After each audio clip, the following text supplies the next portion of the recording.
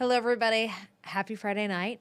I hope all of you are ready for some cold weather because we're about to get some this weekend. It's gonna be tough, and also we have some snow too, a little snow. So if you've been watching our newscasts, you already know. But if you want to learn more about the weather, of course, we have our show coming up at 10 o'clock tonight.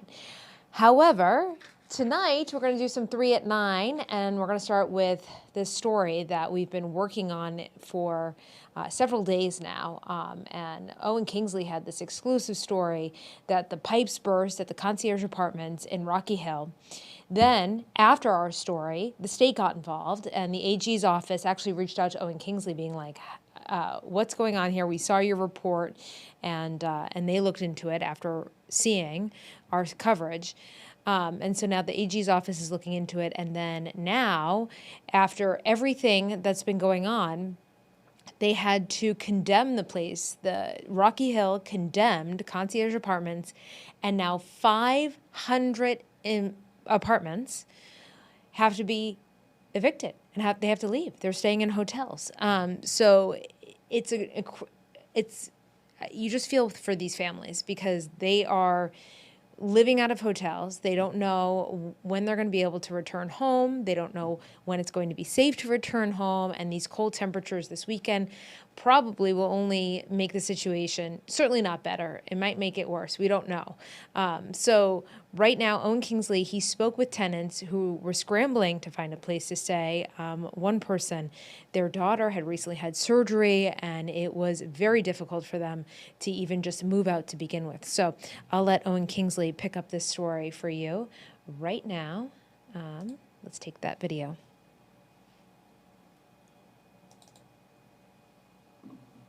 All 5 buildings, this entire complex is now condemned. Hundreds of people are racing to find hotel rooms. Many of them are booked, and families right now struggling to figure out where to go. The bright orange sticker slapped on Michelle Benson's apartment building door came like a slap in the face. In bold letters, the word danger. The timing couldn't be worse. Her daughter had major abdominal surgery the day before and was put on bed rest. With my daughter just having surgery and what this put her through, she was not even supposed to walk that far. She did exactly what residents have been told to do. Go to concierge's leasing office and get put into a local hotel. Just one problem. However, when I called the hotel, there was no reservation. And I waited on hold for about 30, 40 minutes. Only to find out that it was fully booked. Michelle and her daughter ended up staying at her sister's house. Her daughter took the spare bed. Michelle had to sleep on the floor. I felt anxious. I felt mad. I felt sad.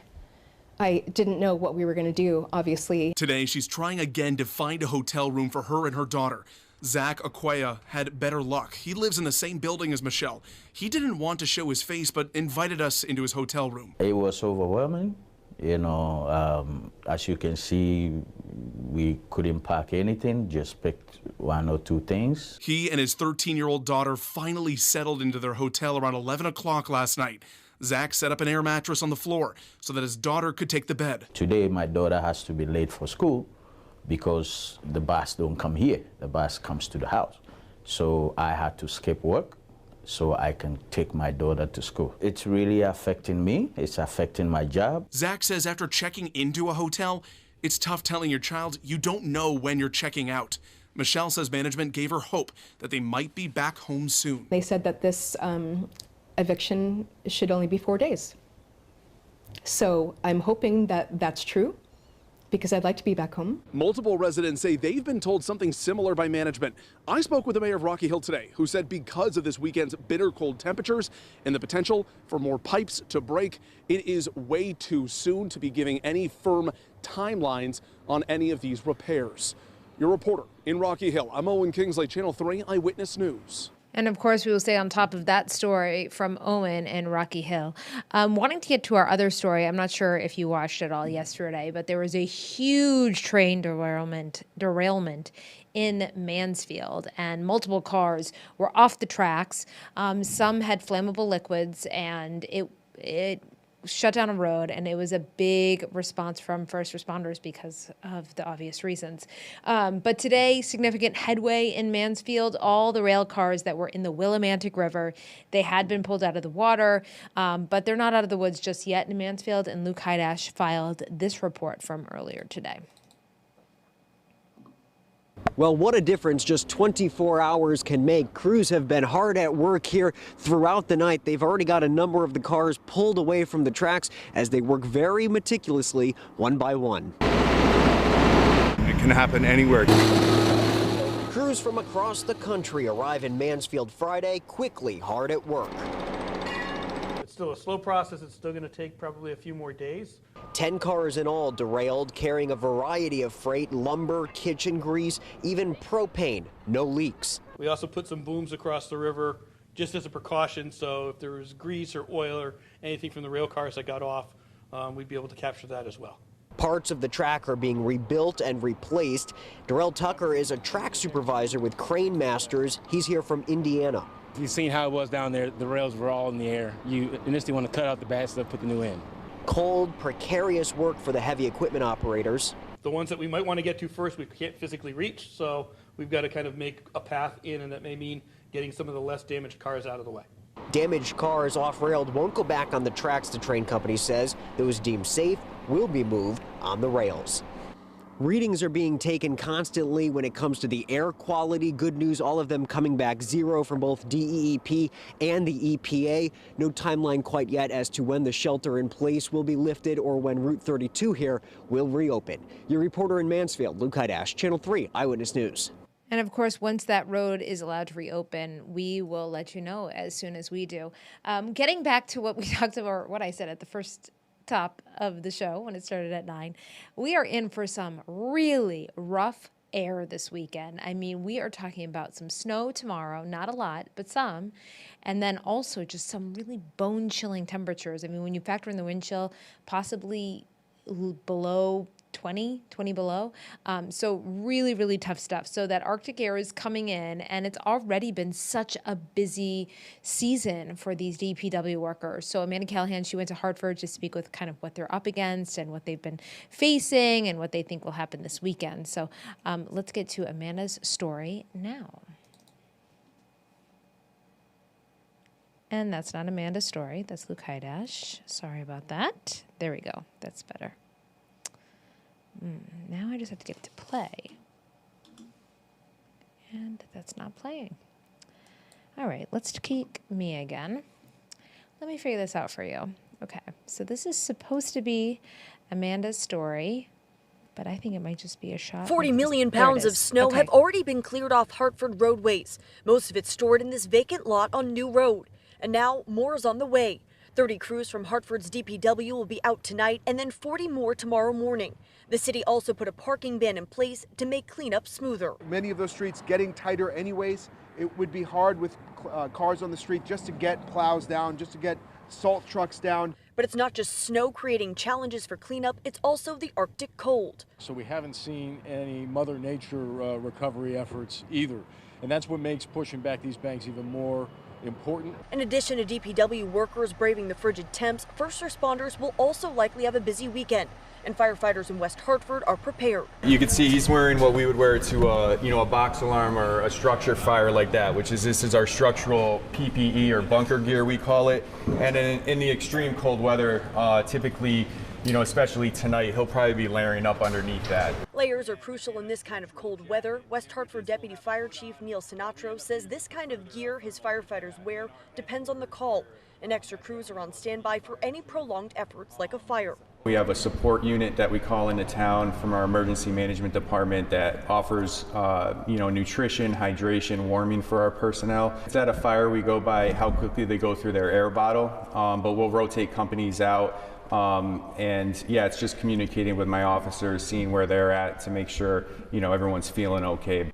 Slippery conditions at medical calls also lead to more preparation. We'll carry sand and salt. That way we could have someone kind of prepping the area where we're going to be taking the patient out so no one slips and we keep it safe for everybody.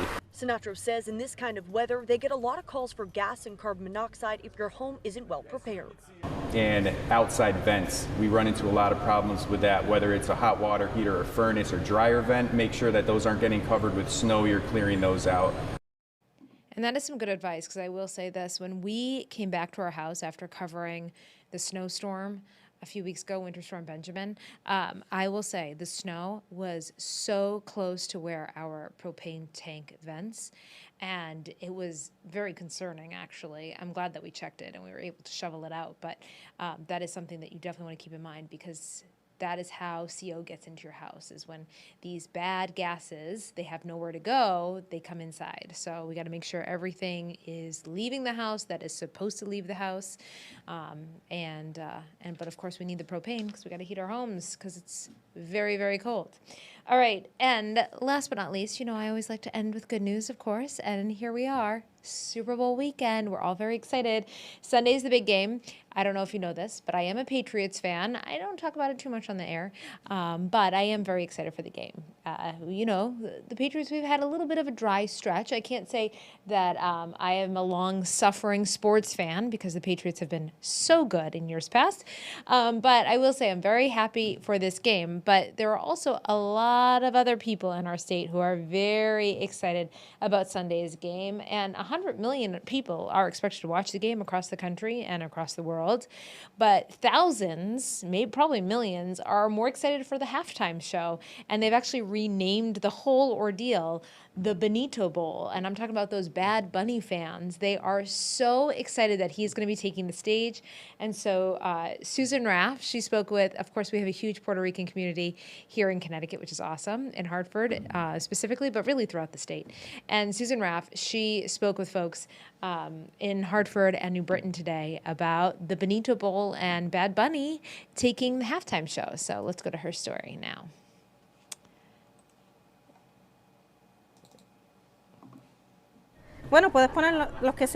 Catherine Robles is proud of her family's bakery. She wants all the pastries to be perfect. These days, there's a lot of Bad Bunny fever here, with special treats for the Super Bowl. We have a Boston cream donut with a little twist, where you get an almond frosting stitching, and then you get an edible image that's Bad Bunny themed. The theme is everywhere, with plenty of balloons and other decorations. He is known in the island, and I think the amount of exposure he has given himself and the island, and us Puerto Ricans and Latinos in general, has been kind of like a snowball effect. Monica Caballero is traveling the state, visiting different Latino businesses. She creates content for social media. A lot of people were so happy for him and for everything that he's doing for our community. Not even, I'm Salvadorian, so a lot of Latinos are shooting up for this Sunday and will be at Bonito Bowl. That's what we call. Bonito is Bad Bunny's real first name. Ana Quinones is serving up some of the most authentic Puerto Rican dishes at Criolissimo, a popular spot in New Britain, for 35 years. She feels Bad Bunny has given the world a taste of Latin music and lots of pride for their culture. He's really using his platform for, the better, and to get, everyone to understand what's going on in Puerto Rico and, who we are and, the part that we play here in America and everything, Oh, I just love it. I love how everyone's so excited, and I'm excited for Bad Bunny to take the stage. I've been listening to Bad Bunny for a few days now just to get ready, so I know all the songs, and I know what to expect, and I'm excited for that. Of course, very excited for the Patriots, too. I think Drake May, he's going to look good on Sunday. I am not a sports reporter, but that's my prediction. So anyways, I hope all of you have a great weekend, a great Super Bowl Sunday, and I just hope all of you stay warm and stay safe and enjoy it. It's going to be a good one, I think, as long as you don't go outside. All right, that's going to do it for us at 3 at 9. I hope to see you tonight at 10 on The Wax and streaming right here on WFSB+. And then, of course, we'll see you again at 11. Have a great night, everyone. Stay safe and stay warm.